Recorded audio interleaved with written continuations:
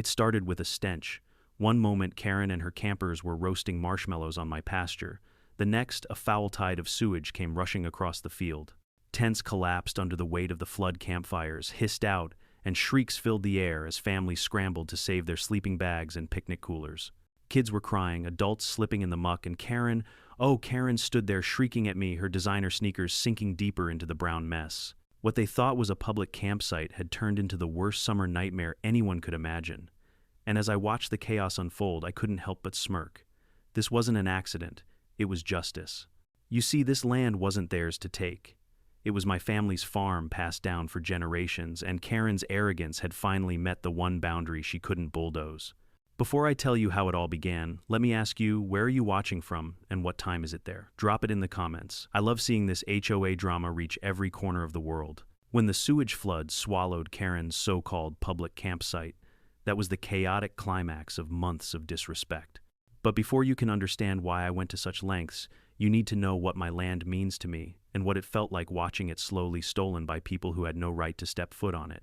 I was born on that farm. My earliest memories are of waking up to the sound of roosters, running barefoot through dew-covered grass, and following my father around while he fixed fences or tinkered with the old irrigation pump. The soil itself felt alive under my feet. My grandfather carved these pastures out of wild brush after World War II, hauling stone by hand to build the walls that still stand today. To outsiders, it might just look like a few dozen acres of green fields and a weather-worn red barn. But to me, every inch of it is a chapter of family history. Life on the farm wasn't glamorous, but it was steady. Cows to milk, chickens to feed hay, to cut day in and day out. And there's a certain dignity in that rhythm. The sweat on your brow feels different when it soaks into land that's yours, earned, cared for, and passed down. The farm was my sanctuary. My father used to say, "A man's land is like his skin. When someone trespasses you, feel it in your bones." He wasn't wrong. So imagine my fury when the HOA, an organization that was supposed to protect property values, started creeping closer year by year. At first it was subtle. They paved a road a little too far past the designated boundary. They installed a sign advertising community walking trails right at the edge of my fence line. I let it slide, thinking maybe it was just sloppy planning. After all, who in their right mind would think farmland belonged to a suburban association? Then came Karen. You've probably heard me talk about her before. Blonde bob, pastel cardigans, and a voice that could peel paint off a barn door. She became HOA president, not because she was smart or kind, but because she was loud enough to make everyone else back down. If there's one thing Karen loved more than controlling her own yard, it was controlling everyone else's. She started showing up at the edge of my property, clipboard in hand, muttering about unused land. To her, the fact that I didn't build tennis courts or luxury gazebos meant my farm was being wasted. She once told me, dead serious, "Imagine the property value boost if this could be a recreational zone." I laughed in her face, thinking it was a bad joke, but she wasn't joking. The HOA neighborhood sat right beyond my southern fence line. Neat rows of identical houses, manicured lawns, neighbors gossiping over hedges, the whole Stepford package. To them, my wide-open pastures were an eyesore, a blank canvas, begging for community projects. But to me, they were the last patch of peace in a world choking on conformity. At first, my philosophy was simple: live and let live. I didn't bother them about their tacky garden gnomes or their obsession with leaf blowers at 7 in the morning. In return, I expected them to leave me and my land alone. That's how neighbors are supposed to work, right? Respect each other's boundaries. But Karen wasn't built that way. Respect wasn't in her vocabulary. To her, boundaries were merely suggestions. She thrived on testing people's patience until they either bent or broke. And when she realized I wasn't bending, she decided to break me. I'll never forget the first day I noticed campers on my field. I came out with a mug of coffee in hand, ready to do my morning chores, and froze. There, right in the middle of my pasture, was a neon green tent with a family of 4 cooking sausages on a portable stove. I thought maybe they'd gotten lost or were confused about the county park being 2 miles down the road. But when I asked what they were doing, they simply smiled and said, "Karen told us this was the new community campsite." Community campsite. The words burned into my ears like acid. I drove straight to Karen's house that afternoon, ready to demand an explanation. She greeted me at the door with that smug smile, sipping sparkling water like a queen holding court. "Oh, don't be so dramatic," she said, waving her manicured hand. "It's just a little camping. The neighborhood doesn't have space, and your farm is perfect. You should be honored." Honored. As if it was a privilege to have strangers trample my fields, leave trash and light fires yards away from my hay barn. I told her flat out it wasn't happening. My land was private, period. But she leaned in, eyes glittering, and whispered, "You can't stop progress. The HOA has spoken." That was the moment I realized I wasn't just dealing with nosy neighbors. I was dealing with a full-on land grab disguised as community spirit. Over the next few weeks, the invasion grew. More tents popped up. Cars parked haphazardly, flattening crops I'd spent months tending. Children chased my chickens like it was some petting zoo, while adults dumped beer cans in the ditch. Every morning I woke up to new damage, new footprints, new insults to the land my family had sweat and bled for. And every time I complained, the campers parroted the same excuse. Karen said it's fine. And there she was, always strutting around with her clipboard, barking orders about where tents should go as if she owned the place. To the campers, she looked like a leader. To me, she looked like a parasite, sucking the life out of everything she touched. I tried to stay calm. I tried to remind myself that decent people eventually see reason. But deep down, I knew Karen wasn't decent. She was greedy, manipulative, and shameless. And I could already feel something in me snapping. Because on that farm, I wasn't just a homeowner, I was a guardian, and Karen had just declared war on my sanctuary. If you think the sight of strangers camping on my land was bad, wait until you hear how the entire disaster was officially introduced. See, Karen didn't just pull the idea out of thin air and hope for the best. No, she had an entire performance planned, a classic HOA ambush during one of their monthly meetings. And like every scheme she dreamed up, it came wrapped in pastel colors, fake smiles, and a thick layer of self-righteousness.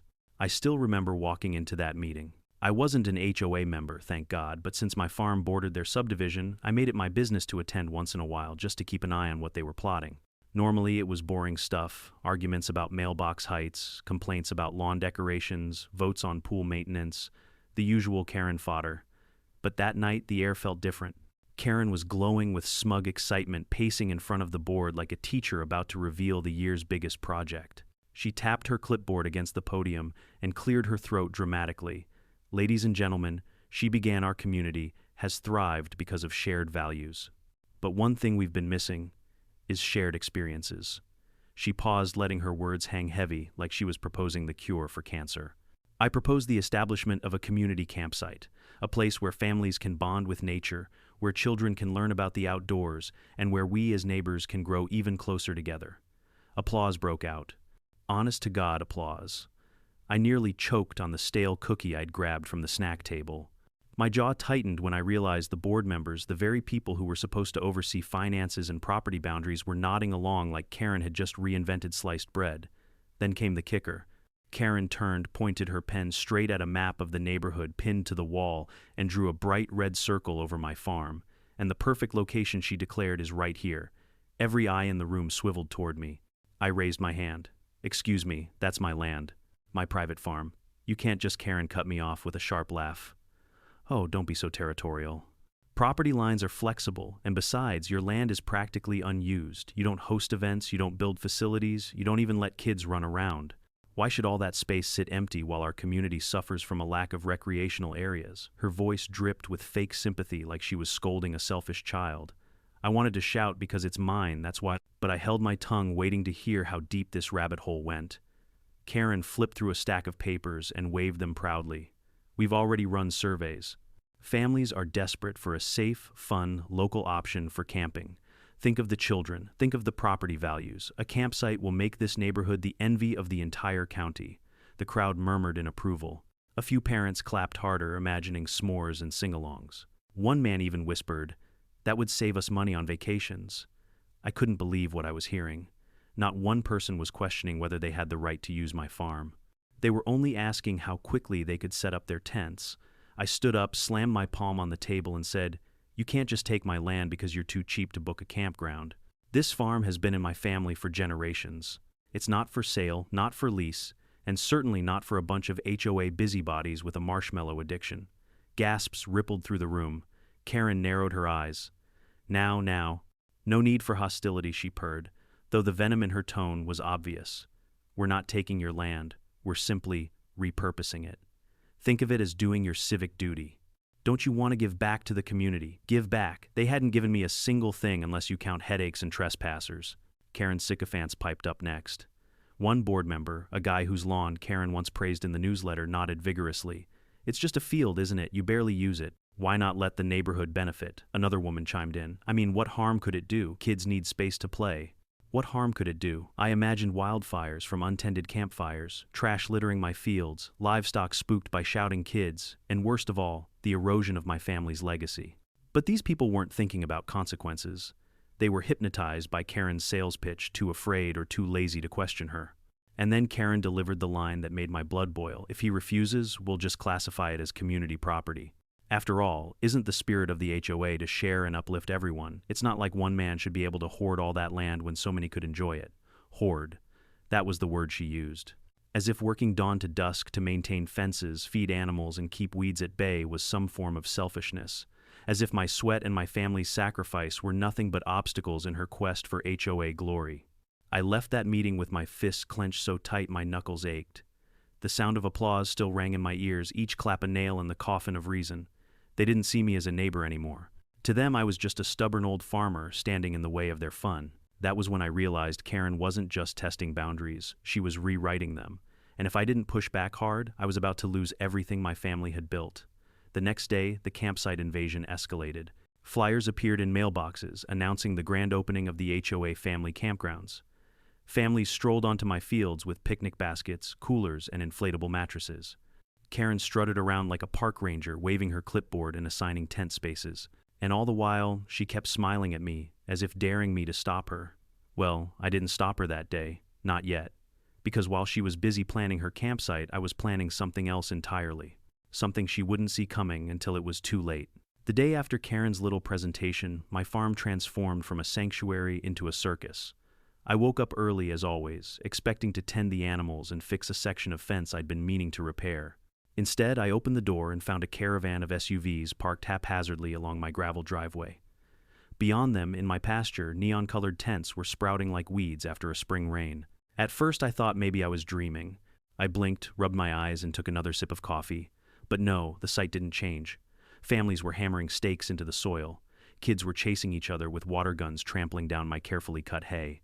One man was unloading a full-size gas grill from the back of his truck, as if my land had magically turned into a KOA campground overnight. The stench of lighter fluid hit me before I even stepped off my porch. Someone had already started a fire pit using scrap wood they'd found near my barn. Sparks flew dangerously close to the dry grass, and my heart skipped a beat thinking about how easily the whole field could ignite. I stormed across the yard shouting, "What the hell do you people think you're doing?" A woman in yoga pants and a sun visor smiled at me as if I'd just asked about the weather. "Oh hi," Karen said, "it's fine.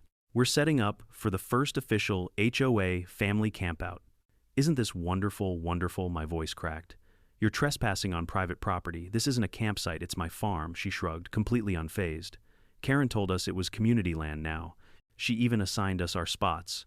"You're welcome to join the barbecue later." Join the barbecue. On my own pasture, I swear my blood pressure spiked 20 points right then. By noon, the invasion had grown. Cars lined the road, blocking my access to the equipment shed. Teenagers played loud music from a portable speaker, the bass thumping through my barn walls. Two boys thought it would be funny to chase my chickens, sending feathers flying. And when I asked one man to move his car off my alfalfa field, he smirked and said, "Relax, dude." Karen cleared it. Karen cleared it, as if her signature suddenly erased property deeds and family legacies. I finally spotted her around mid-afternoon. She was marching up and down the rows of tents like a camp director, barking orders through a little whistle she must have bought just for the occasion. Clipboard in one hand, iced latte in the other, she looked like she was auditioning for the role of dictator of the outdoors. When she saw me, she didn't even flinch. In fact, she smiled as if we were partners in this madness. "Isn't it beautiful?" she cooed, waving her hand at the chaos. Families, bonding children, laughing, property values soaring. It's everything I dreamed. I clenched my fists. It's everything I feared. "This is private property, Karen. You can't just turn it into your personal campground." She tilted her head, feigning innocence. "Private property is such an outdated concept. We're a community. And besides, you weren't using this land. It's practically wasted." "Wasted," I nearly shouted. "This land feeds my animals, grows my crops, and keeps a roof over my head. It's not wasted, it's mine." But Karen wasn't listening. She blew her whistle at a group of kids climbing my fence and shouted, "Careful with the farmer's toys, sweeties." Then she turned back to me and said, "Try to relax. You might even enjoy it if you stop being so selfish." Selfish? That word hit me harder than the rest. According to Karen, standing up for my rights wasn't just inconvenient, it was immoral.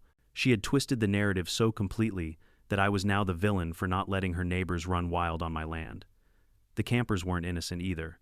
They laughed when I argued with Karen. Some even rolled their eyes, muttering about grumpy old farmers who couldn't share. It was like watching reality warp in real time. The damage piled up quickly. By evening, the ground was littered with plastic cups, candy wrappers, and beer cans. Someone dumped greasy dishwater into my irrigation ditch. A tent stake punctured the hose I used for watering livestock. And when I went to check the barn, I found a pair of kids swinging from the rafters like it was some kind of jungle gym. "Get down from there," I barked, but they just laughed and ran off. Their parents didn't even apologize. One mother just said, "They're kids. Lighten up." By the time the sun set, I was exhausted not from farm work, but from policing trespassers on land that should have been safe. The sight of my pasture glowing with campfires, the sound of my animals restless from the noise, the smell of smoke and spilled beer, it all churned in my stomach like poison. That night, I sat on my porch in the dark fists, clenched around a cold cup of coffee. My farm, my sanctuary, had been reduced to a playground for people who didn't care one bit about the sweat and sacrifice that kept it alive. And worst of all, they thought they were entitled to it. Karen had unleashed the first wave of invasion, and I knew deep down it wouldn't stop here. She wasn't the type to back down. No Karen would push further, demand more until she had complete control. And as I stared out at the flickering fires in my pasture, one thought burned hotter than the embers. If they want a war, they've just started one. By the third day of the so-called community campsite, I'd had enough.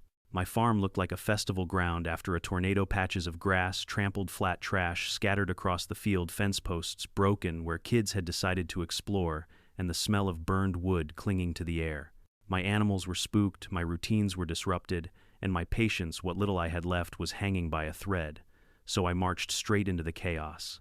The morning sun was already beating down, making the scent of spilled beer and garbage unbearable. Families were sprawled across my pasture in lawn chairs, sipping sodas as though they were at some county fair.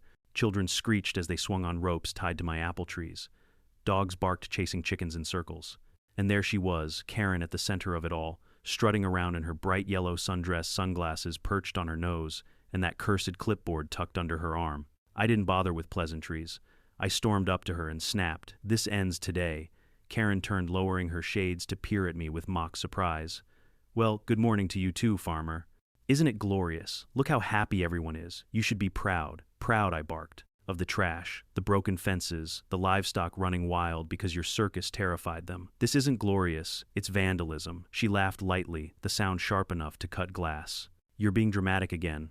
This is community spirit, something you clearly don't understand." I stepped closer, voice low but firm. "No, this is trespassing. You've invaded my farm without permission. I want everyone off my land now." Her smile faltered, but only for a second. Then she straightened her shoulders and smirked. "You don't get to decide that anymore. The HOA has spoken. This land benefits the neighborhood and majority rules." I almost lost it. "Majority rules. This isn't a democracy, Karen. This is private property.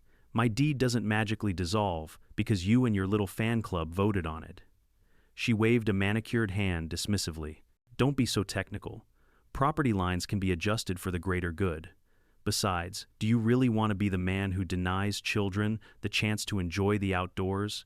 And there it was, her weapon of choice, guilt. Karen loved to twist arguments until she painted herself as a saint and everyone else as heartless. She leaned in closer, lowering her voice so only I could hear. "You're outnumbered. You're just one man clinging to a field. I have the whole community behind me. Who do you think people will believe, you or us?" Her smugness was gasoline on the fire already burning inside me. I clenched my jaw and forced myself not to shout. Instead, I spoke with icy calm. "Karen, you need to understand something. This land is mine. My family built it, worked it, and bled for it. You set one more foot across this boundary and you'll regret it." She raised an eyebrow, clearly amused. "Is that a threat?" "It's a promise," I said flatly. Her laugh rang out loud enough for the campers nearby to hear. They turned to look, some snickering, others shaking their heads as if I were the unreasonable one. Karen seized the moment like the performer she was. "Oh, everyone don't mind him. Our farmer friend here is just having trouble adjusting to progress. He'll come around eventually." I felt every eye on me, mocking, dismissing, invalidating. And I realized Karen was right about one thing. In that moment I was outnumbered. The crowd was hers, not mine. so I turned on my heel and walked away before I did something reckless. But as I retreated to my porch, Karen called after me, "Don't fight it, farmer. The HOA always wins in the end." Her voice carried across the field like nails on a chalkboard. I sat on the porch, steps, fists balled, pulse hammering. I'd confronted her, made my stance crystal clear, and she'd laughed in my face. Worse, she'd humiliated me in front of the very people wrecking my land. That night, as I gathered trash, left by careless campers, I thought about my father's words. A man's land is like his skin. When someone trespasses, you feel it in your bones. Well, my bones ached, and my heart screamed for justice. I wasn't just angry anymore, I was determined. Karen believed she had all the power because she had a crowd, but crowds are fickle. They cheer when things are fun and flee when things go wrong. Karen had built her little empire on the illusion of control, and I decided then and there I would shatter that illusion in a way she would never forget. The confrontation was over. The war had officially begun. The morning after my clash with Karen, I decided I would try one more time to settle this the right way. As satisfying as it might have been to toss every tent and cooler into the road myself, I knew that could backfire. Karen thrived on drama, and she'd spin the story to make me look like the villain. So instead I picked up the phone and called the sheriff's office. "Ma'am," I said as calmly as I could manage, "there are dozens of people trespassing on my farm. They've set up tents, built fires, and they're harassing my livestock. I need officers here now." There was a pause, then the dispatcher sighed.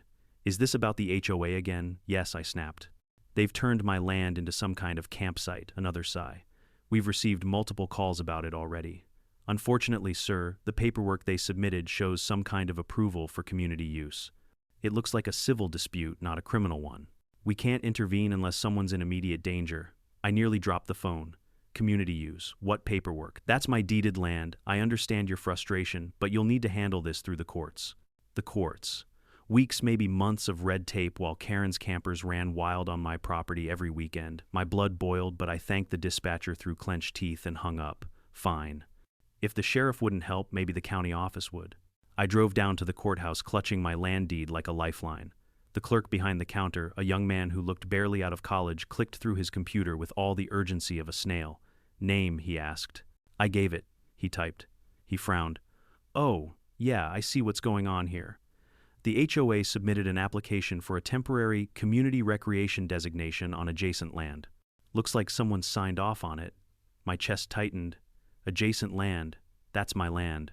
He shrugged. "I don't make the rules, sir. You'll have to file a formal complaint. But keep in mind, those processes take time. You might want to hire a lawyer." I leaned over the counter, lowering my voice. "Son, do you understand what you're saying? My property has been stolen in broad daylight, and you're telling me to take a number and wait my turn." His eyes darted nervously to the security guard nearby. "Please don't raise your voice, sir. I'm just explaining procedure." Procedure. That word tasted bitter on my tongue. Procedure meant nothing while Karen was hosting barbecues on my pasture. Still, I left with a stack of forms I knew would gather dust in some office long before they made a difference. On the drive home, I called a local lawyer I'd worked with once for a property line dispute. He listened politely, then sighed. "Honestly, I've dealt with your HOA before. They have a knack for bending rules and filing just enough paperwork to muddy the waters. You'd win eventually, but litigation would cost you thousands and drag on for months. Do you really want to spend that much just to prove what's already obvious?" "Yes," I nearly shouted. "It's my land, I get it," he said gently. "But in the meantime, the court won't issue an emergency injunction unless you can prove irreparable harm. Property damage, livestock injury, something concrete." I hung up without saying goodbye. Irreparable harm. What did they think trampled crops, spooked animals, and burned pastures were? By the time I pulled into my driveway, the campers were already gathering again, gearing up for another night of family fun. Karen was at the gate handing out flyers for the upcoming neighborhood camping festival, as though she'd been elected mayor of my farm. I stormed over and snatched one from her hand. In bold letters it read, "HOA Family Campground Grand Festival. Music, food, fun all ages. Welcome." And below that, "Location Community Pasture, formerly known as The Farm." Formerly known as The Farm. My stomach twisted. I confronted Karen right there at the gate. "This is fraud. You've falsified documents, lied to your neighbors, and stolen land that doesn't belong to you." She smirked. "Call it what you want. The HOA board approved it. The county stamped it. And the sheriff won't lift a finger. Face it, you've lost." I glared at her, my voice trembling with barely contained rage. "This isn't over. You've crossed a line, Karen, and lines have consequences. She leaned in close, her perfume, cloying, her smile poisonous. The only consequence here is that you're irrelevant. This is bigger than you. You can't fight progress. Progress, that's what she called it. Trampling over a man's life's work, desecrating his heritage, and throwing trash across his fields, all in the name of progress. That night, I sat at my kitchen table with the flyers spread out before me. My hands shook not from fear but from fury. I had tried every channel, the sheriff, the county, the courts, even a lawyer, and they all failed me. The system was designed to protect people like Karen, who knew how to manipulate rules and paperwork. It hit me then, if I wanted justice, I couldn't wait for a courtroom. I would have to deliver it myself. The farm had always provided for me, and now it whispered a solution. Beneath those fields ran an old sewage system my grandfather had installed decades ago. It was meant to handle waste from the barn and farmhouse, pumping it underground into a drainage pond. It was crude, but it worked, and it had the potential to do far more than just handle farm runoff. An idea began to take shape. A plan. A way to turn Karen's smug little campsite into the disaster it deserved to be. The legal system had failed me. The HOA had mocked me. But my farm had one last trick to play, and I was ready to use it. The day Karen organized, the so-called neighborhood camping festival, was the day my patience finally snapped in two. From the moment the sun rose, I knew something was wrong. Instead of the usual quiet cluck of my hens and the rustle of wind through the fields, I heard engines rumbling. Not one or two cars, dozens. By the time I walked to the edge of my driveway, the road was clogged with SUVs, minivans, even a rented U-Haul. They spilled into my pasture like ants onto a picnic, unloading tents, coolers, folding chairs, and inflatable mattresses. By mid-morning, my farm no longer looked like farmland. It looked like the state fair had crashed into a landfill. Bright tarps fluttered in the wind. Someone had set up a bounce house on my alfalfa. A portable stage was being assembled for a local band showcase, according to the flyer. Kids ran wild, tearing through my crops, as if the rows of corn were just another playground. And presiding over the madness, as always, was Karen. She wore a wide-brimmed sun hat and a sash across her chest that read Camp Director in glittery letters. A whistle dangled from her neck, which she blew with alarming frequency, barking orders like a general leading her troops. Tents go over there, keep the firewood stacked neatly. Remember, folks, this is our community's land now. Treat it with pride. The audacity was breathtaking. She wasn't just borrowing my farm, she was erasing me from it. I stood on my porch for a long moment, my hands trembling around my coffee mug. Every instinct screamed at me to march down there, kick every tent pole into the dirt, and drag them out by their ears. But another instinct whispered, wait. Let them dig their hole deeper. The bigger the mess, the harder the fall. By noon, the festival was in full swing. Smoke from barbecues drifted into the sky. Music blared from oversized speakers. Karen stood on the stage, microphone in hand, delivering a speech, dripping with self-importance. Today marks a new chapter in our community's history, she announced, her voice echoing across the pasture. Thanks to the vision of your HOA board and the generosity of our neighborhood, we now have a family campground for all to enjoy. Generosity, my jaw dropped. She was acting as though I had given her the land out of kindness, as though she hadn't stolen it through lies and arrogance. She continued, this isn't just about camping. This is about unity, about creating memories, about proving that when neighbors come together, anything is possible. The crowd cheered, waving plastic cups in the air. I swear I could feel my ancestors rolling in their graves. I walked through the chaos, noting every detail. Beer cans scattered near the barn. A group of teens carving initials into my apple trees. A tent pitched so close to the chicken coop that feathers coated the ground. One man was dumping the greasy remnants of his grill directly into my irrigation ditch. Each offense was a knife in my ribs. Finally, I found Karen near the stage. She was sipping lemonade, laughing with a cluster of admirers. I marched up and said loud enough for everyone nearby to hear, Karen, this stops now. You've gone too far. She turned slowly, her smile sugary, sweet. Oh, hello, farmer. Isn't it magnificent? Look at all these happy families you must be so proud to host. Host, I snapped. I never agreed to this. You're trespassing, destroying my farm, and lying to these people. Gasps rippled through the crowd. Karen put a hand to her chest, feigning shock. Why, that's a terrible accusation. I've done nothing but organize a safe, wholesome event. Everyone here knows this land was underutilized. I merely gave it purpose. Purpose. My voice shook with fury. This land already had a purpose, feeding my animals, supporting my family, preserving the legacy my grandfather built with his bare hands. And you've reduced it to a trash heap. Karen smirked. Oh, don't be so dramatic. A few tents, a little music, it's hardly the end of the world. She leaned in close, her voice dropping to a whisper. Face it, farmer. The HOA has outvoted you. You're just one man, you can't win. That was it. The breaking point. I didn't shout. I didn't threaten. I simply looked her in the eye and said very calmly, You'll regret this. She laughed loud and shrill. You're all bark and no bite. Then turning to the crowd, she added, Don't worry, everyone. Our resident grump is just upset because he doesn't like change. He'll get over it. The crowd roared with laughter, and for the first time in my life I felt truly powerless on my own land. But powerlessness has a way of breeding creativity.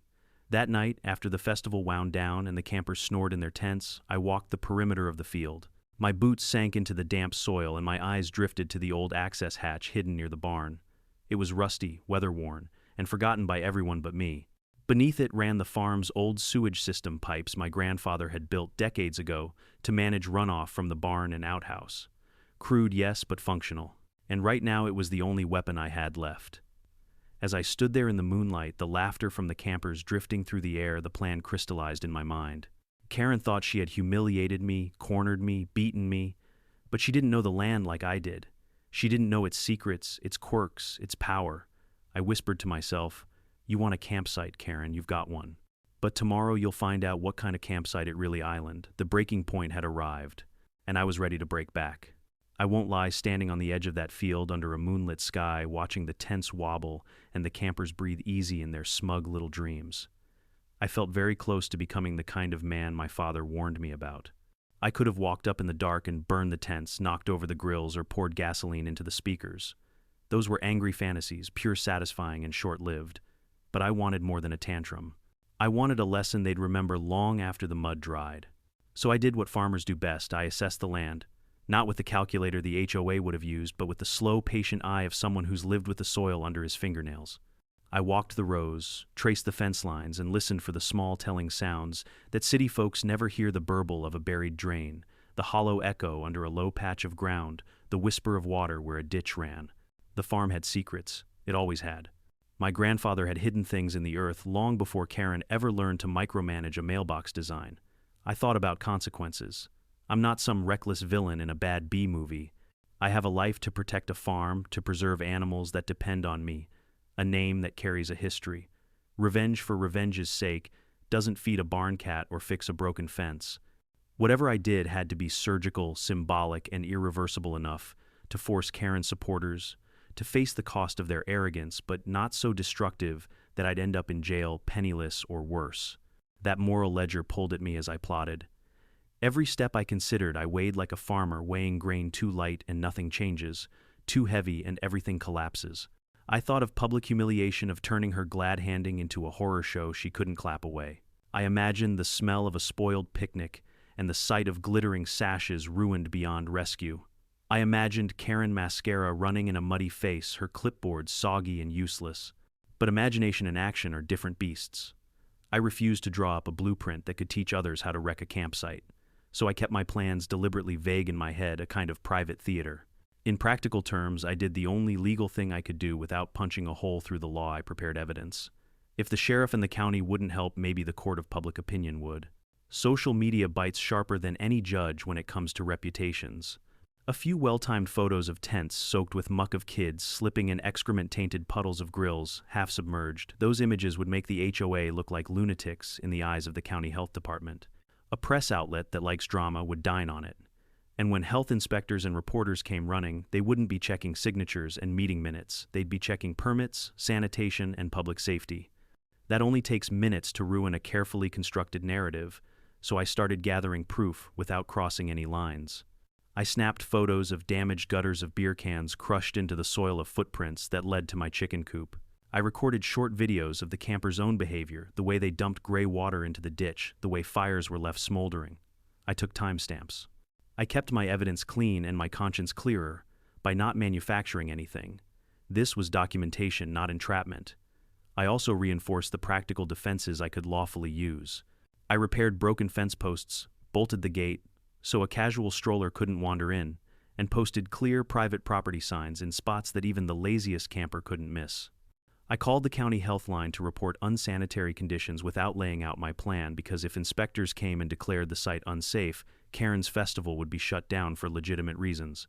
Bureaucracy is slow, but it's also merciless when it catches up. But the plan wasn't only about paperwork and signs. It was about psychology. Karen thrived on spectacle. The more people applauded her, the more she believed in her invincibility. To topple that, I needed the crowd to turn on her. People abandon leaders who cost them comfort. Make camping uncomfortable enough, make it stinky, unsafe, inconvenient, and the applause will turn to complaints. And once the crowd murmurs against her, the board will slice her down to size. So I started playing a long game. I whispered to a few neighbors who were on the fence, reminding them how quickly property values can sink when a place smells like a poorly run campground. I reached out to an old friend at the local paper, subtly nudging him about a community versus private property human interest angle.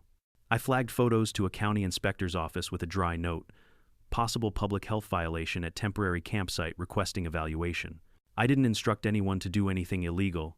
I just shone a light where Karen had tried to work in the dark. At night, when the farm was silent, I walked the perimeter again and rehearsed the moment I would eventually step out from the shadows. I pictured the scene, Karen mid-prance, glossy microphone in hand, the camera lights catching her smile, and me calmly walking to the microphone, not with a pitchfork, but with proof. I would speak in public, not in anger, and reveal what her community had cost my land. The goal was humiliation through truth, not vengeance through violence. There was a smaller, meaner part of me that craved immediate satisfaction, an urge to douse her glitter sash with something foul so her photo op would be ruined forever. But I let that urge sit on the shelf. There's a difference between being clever and being stupid. Cleverness keeps your boots on and your bank account intact. In the quiet hours before dawn, I dug a little deeper, metaphorically mostly, into the farm's history and the HOA's meeting records. I found gaps, inconsistencies, and a signature that didn't quite match. It wasn't definitive proof of fraud, but it was a breadcrumb trail. I saved copies. I made notes. I planned where to present them. The plan was set in 3 layers: document the abuse force official scrutiny, and stage a public reveal that would strip Karen of her stage. It was surgical, patient, and most importantly, nonviolent. If justice was to be had, I wanted it to come down the barrel of truth, not the barrel of a hose. I slept little that night, not because I feared jail, but because I was excited. There is a strange joy in outsmarting someone who thinks they're smarter than you. The farm hummed around me, satisfied at the prospect of being defended. My hands calloused, steady felt ready. Tomorrow things would change. I didn't yet know the exact shape of the fallout, but I knew the first domino had already tipped. The festival was in full ridiculous swing when I decided the time had come. They were laughing, singing, and passing around paper plates like everything in the world was fine. Karen was up on the little makeshift stage, beaming like she'd invented kindness itself. I could see her from the shadow of the tool shed, sash glittering, clipboard dripping with lemonade, and for a moment I felt something cold and precise settle in my chest. This isn't a story about petty vengeance. It's about boundaries, about what happens when people treat your life's work like a backdrop for their weekend. I didn't march onto the stage with a megaphone. I didn't hurl insults or pull down tents by hand. I walked to an old rusted hatch. I alone knew where to find the one that had been hidden behind a stack of forgotten pallets for years. I lifted at the metal, squealing a rusty protest, and for the first time in my life, I felt like a man carrying out what his family had taught him: defend what's yours. What happened next was quick and ugly, and I'll spare you the technical nitty-gritty because this isn't a how-to manual. 1 minute the band was playing, the next, the music hit a splutter, and the sound cut out as people turned to see a low, spreading sheen moving across the grass. At first there was confusion. Someone shouted, "Is that water?" and others laughed, thinking it a prank. Then I heard the first real sound of panic, the squeal of nylon stakes ripping through canvas, the awful sucking slurp as the ground gave beneath tent floors. The smell hit like a physical thing, a rolling wall that knocked the breath from your ribs. It was the kind of stench that makes your eyes water and your memory file the moment for later shame and court depositions. People screamed. Children wailed. Chairs toppled as folks scrambled to drag soggy sleeping bags and wet coolers away from the spreading tide. I watched a father grab his little girl and run toward the road, both of them tripping over each other in the mud. Karen saw it too. I still see her face, a portrait of disbelief at first, then fury, then an animal panic that no amount of salon hours could have prepared her for. She clutched her clipboard as if it were a life preserver that could somehow turn the sickening scene back to sunshine. "What is this? Who did this?" She shrieked the words, bubbling up like vomit. Her sunglasses fell off in the muck.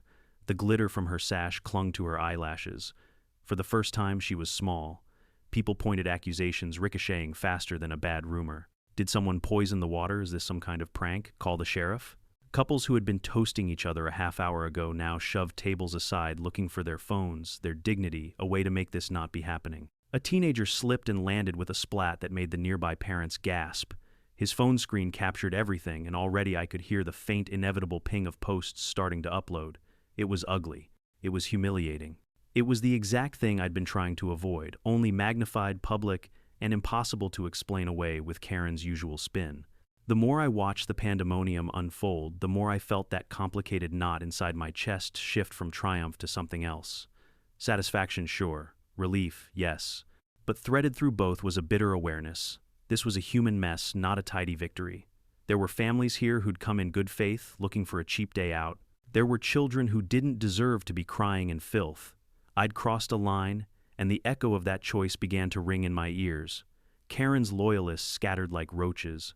A few of them glared at me from the safety of the road mouths, set hands balled into fists, but the bulk of the crowd moved like water itself, away from the source toward cars, toward clean air. Within minutes, someone had called emergency services. Within an hour, county trucks rolled down the road, the flashing lights a ridiculous clash against the pastoral backdrop. Reporters arrived not long after, because outrage scales well and gets clicks. The cameras loved Karen's ruined makeup. The headlines loved a scandal. I don't blame the press. They do what they do, hunt for spectacle, and feed a hungry world. When the health officers and the sheriff finally corralled a small knot of people and began asking questions, I walked up with the quiet, exhausted look of someone who has done what he thought necessary. They grilled me politely, then suspiciously trying to parse motive from method. I answered with the truth as I was willing to give it.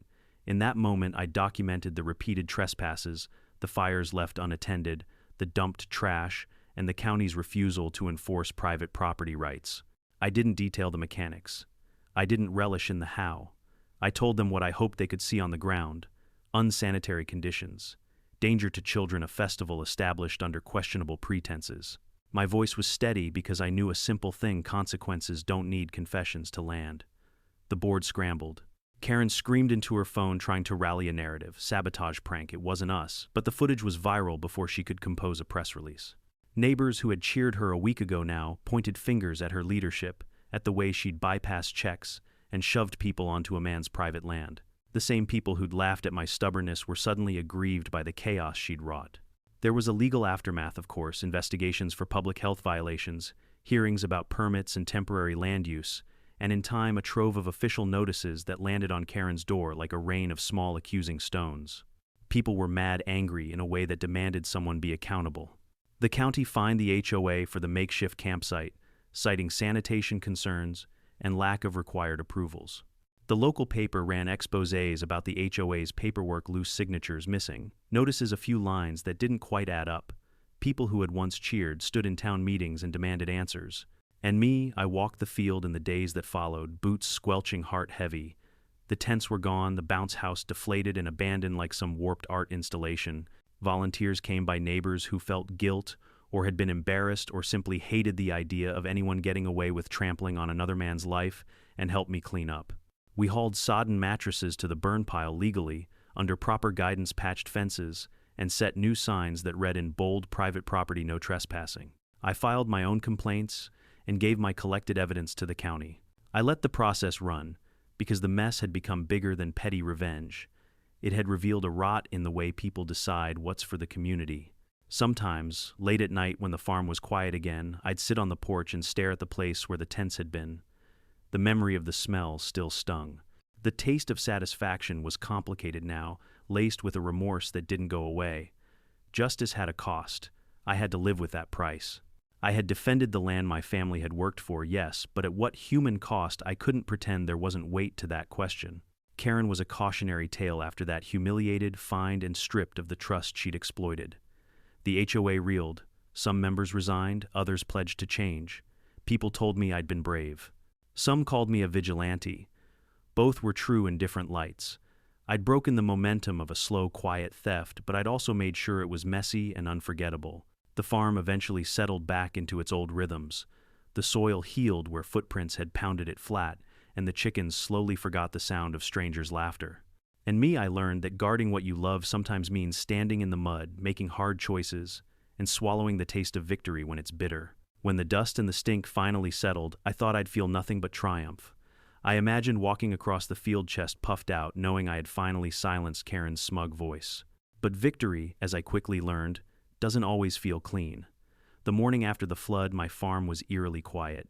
No tents, no smoke, no shrill laughter, just ruined grass scraps of nylon, and the sour smell that lingered even after the sewage drained into the ditches. Chickens cautiously emerged from the coop, pecking at the mess as though to confirm the invaders were gone.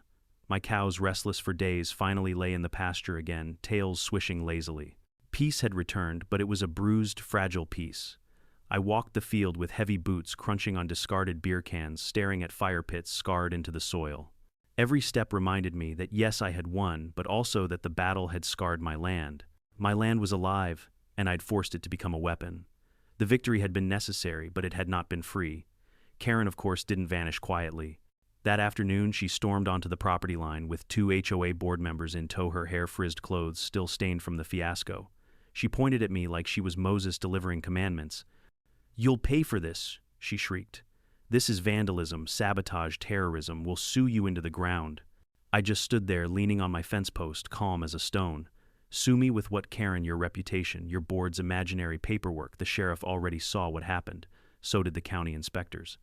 And so did the cameras. Your own people were waving around while they slipped in the muck. One of the board members shifted uncomfortably.